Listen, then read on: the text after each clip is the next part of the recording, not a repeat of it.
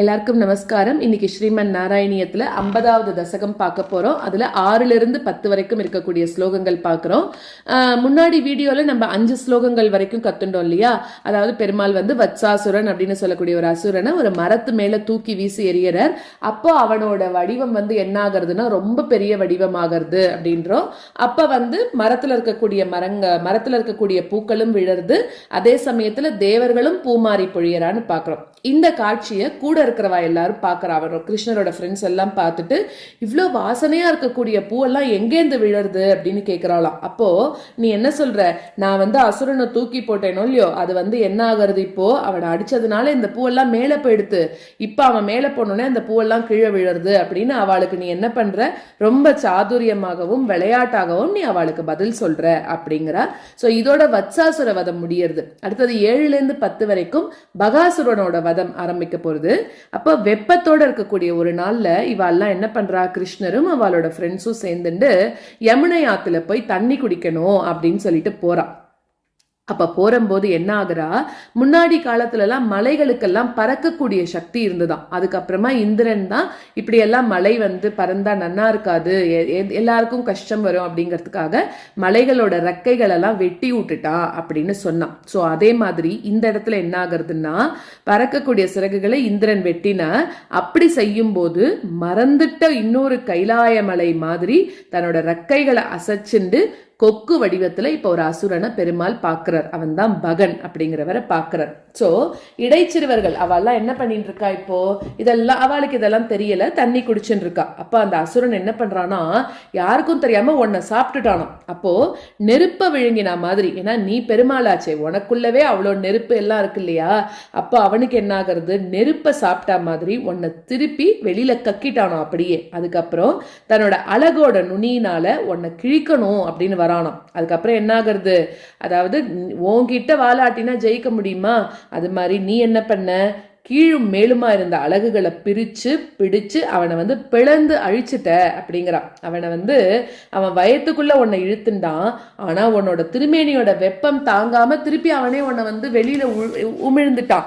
ஆனாலும் நீ அவனை விடல. நீ என்ன பண்ண, அவனோட பீக்ஸ் இருக்கு இல்லையா, அதை பிடிச்சு அவனை அழிச்சிட்ட அப்படிங்கிறான். அந்த பகாசுரன் என்ன பண்றான், முதல்ல இறந்து போன தன்னோட உடன் பிறந்தவனா இருக்கக்கூடிய பூத்தனா அவளை சீக்கிரமா தான் போய் பார்க்கணும் அப்படிங்கிறதுக்காகவோ, இல்லாட்டி இவன் முன்னாடி போய் தம்பி இன்னொரு அகாசுர வதம் வரப்போறது, தன்னோட தம்பியான அகாசுரனை எதிர்பார்க்கணும் அப்படிங்கிறதுக்காகவோ இவன் முன்னாடி யமலோகத்துக்கு போயிட்டான் அப்படின்னு சொல்றான். அப்ப என்ன பண்றா, திருப்பி தேவர்கள்லாம் உன் மேல பூ மாறி பொழியறாளாம். நீ என்ன பண்ண, இது எல்லாத்தையும் முடிச்சுட்டு பிருந்தாவனத்துல இருந்து கிளம்பி வீட்டுக்கு திரும்புற அப்படின்னு சொல்றான். ஸோ தொலைவில் இருக்கும் போதே உன்னோட புல்லாங்குழலோட அந்த அழகான நாதத்தை கேட்டு பக்கத்துல விரைஞ்சு உன்னை மகிழ்ச்சியோட பார்க்கக்கூடிய கோபியர்களுக்கும் கூட, அப்படியே யசோதை, நந்தகோபன், இவா எல்லாருக்கும் பெரிய மகிழ்ச்சி எப்பவுமே நீ கொடுத்துட்டு இல்லையா, நீ தான் என்னோட நோய்களையும் அகற்றணும் அப்படின்னு சொல்லி இந்த 50வது தசகத்தை பூர்த்தி பண்ற. இப்போ ஸ்லோகங்களை கத்துக்கலாம்.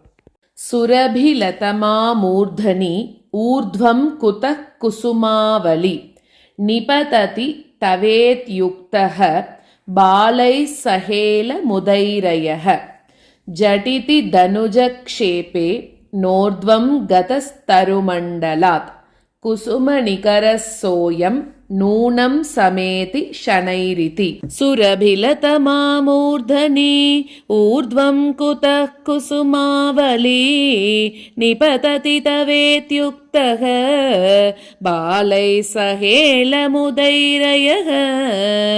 சுரபிலதமாமூர்தனி ஊர்த்வம் குதः குசுமாவலி நிபததி தவேத்யுக்தः பாலைः சஹேலமுதைரயः ஜடிதி தனுஜக்ஷேபே நோர்த்வம் கதஸ்தருமண்டலாத் குசுமநிகரசோயம் நூனம் சமேதி ஷனைரிதி ஜடிதி தனுஜக்ஷேபே நோர்த்வம் கதஸ்தருமண்டலாத் குசுமநிகரசோயம் நூனம் சமேதி ஷனைரிதி सुरबिलतमामूर्धनि ऊर्ध्वं कुतः कुसुमावली निपतति तवेत्युक्तः बालैः सहेलमुदैरयः झटिति धनुजक्षेपे नोर्ध्वं गतस्तरुमण्डलात् कुसुमनिकरः सोऽयं नूनं समेति शनैरिति सुरबिलतमामूर्धनि ऊर्ध्वं कुतः कुसुमावली निपतति तवेत्युक्तः बालैः सहेलमुदैरयः झटिति धनुजक्षेपे नोर्ध्वं गतस्तरुमण्डलात् कुसुमनिकरः सोऽयं नूनं समेति शनैरिति क्वचन दिवसे भूयो भूयस्तरे परुषातपे तपनतनयापातः पातुं गता भवदादयः चलितगरुतं प्रेक्षाम् आसुर्बकं खलु विस्मृतम् क्षितिधर गरुच्छेदे कैलासशैलमिवापरम् क्वचन दिवसे भूयो भूयस्तरे परुषातपे तपनतनयापातः पातुं गता भवदादयः क्वचन दिवसे भूयो भूयस्तरे परुषातपे तपनतनयापातः पातुं गता भवदादयः चलितगरुतं प्रेक्षाम् आसुर्भकं खलु विस्मृतम् क्षितिधरगरुच्छेदे कैलासशैलमिवापरम् चलितगरुतं प्रेक्षाम् आसुर्भकं खलु विस्मृतम् क्षितिधरगरुच्छेदे कैलासशैलमिवापरम् क्वचन दिवसे भूयो भूयस्तरे परुषातपे तपनतनयापातः पातुं गता भवदादयः चलितगरुतं प्रेक्षाम् आसुर्भकं खलु विस्मृतम् क्षितिधरगरुच्छेदे कैलासशैलमिवापरम् क्वचन दिवसे भूयो भूयस्तरे परुषातपे तपनतनयापातः पातुं गता भवदादयः चलितगरुतं प्रेक्षाम् आसुर्भकं खलु विस्मृतम् क्षितिधरगरुच्छेदे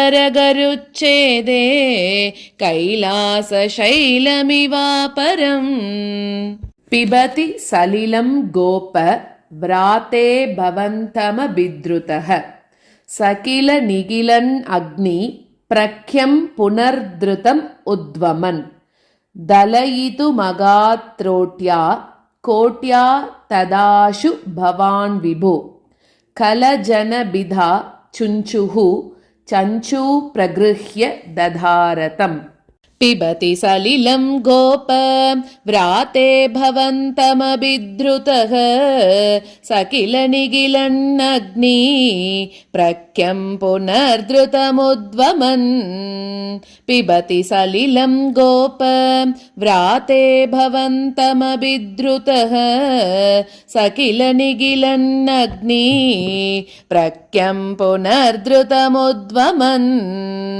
दलयितुमगात्रोट्या कोट्या तदाशु भवान् विभो कलजनबिधा चुञ्चुः चञ्चू प्रगृह्य दधारतम् दलयितुमगात्रोट्या कोट्या तदाशु भवान् विभो कलजनबिधा चुञ्चुः चञ्चू प्रगृह्य दधारतम् पिबति सलिलं गोप व्राते भवन्तमभिद्रुतः स किल निगिलन्नग्नि प्रख्यं पुनर्धृतमुद्वमन् दलयितुमगात्रोट्या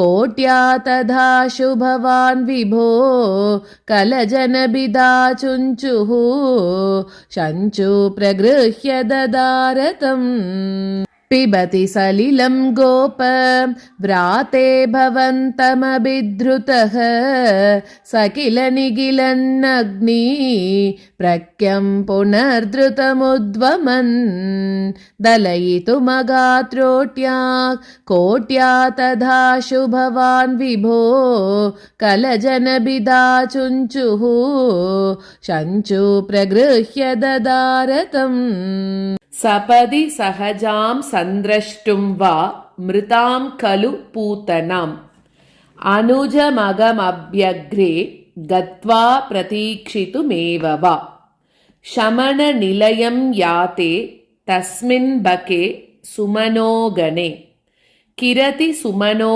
वृन्दं बृन्दावनात् गृहमय्यताः सपदि सहजां संद्रष्टुं वा मृतां खलु पूतनाम् अनुजमगमप्यग्रे गत्वा प्रतीक्षितुमेव वा सपदि सहजां संद्रष्टुं वा मृतां खलु पूतनाम् अनुजमगमप्यग्रे गत्वा प्रतीक्षितुमेव वा शमननिलयं याते तस्मिन् बके सुमनो गणे किरति सुमनो वृन्दं बृन्दावनात् गृहमय्यताः शमननिलयं याते तस्मिन् बके सुमनो गणे किरति सुमनो वृन्दं बृन्दावनात् गृहमय्यताः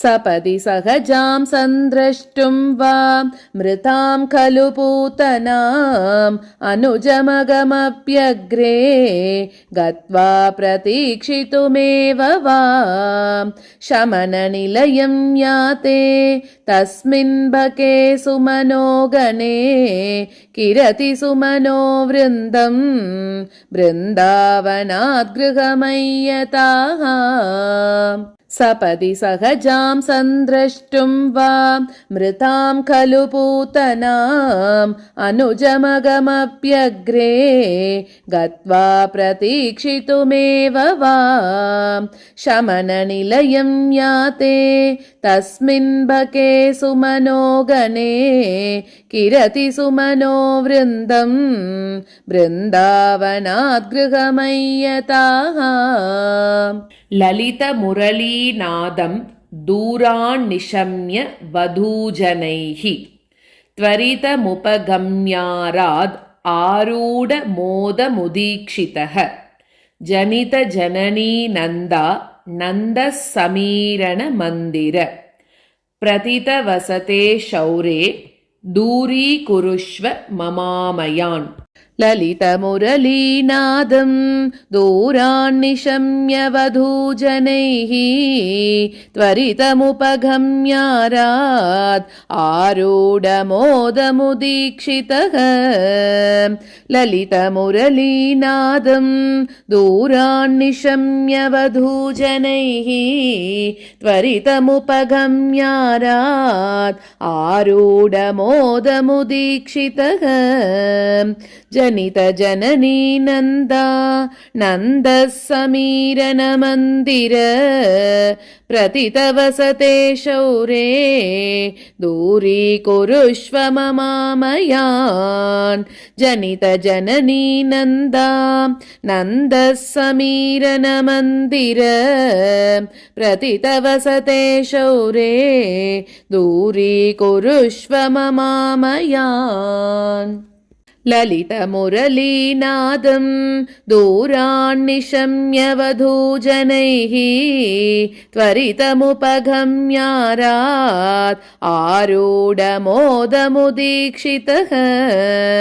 जनितजननी नन्दा नन्दः समीरणमन्दिर प्रतितवसते शौरे दूरीकुरुष्व ममामयान् ललितमुरलीनादं दूरान्निशम्यवधूजनैः त्वरितमुपगम्यारात् आरूढमोदमुदीक्षितः जनितजननी नन्दा नन्दः समीरणमन्दिर प्रतितवसते शौरे दूरीकुरुष्व ममामयान्।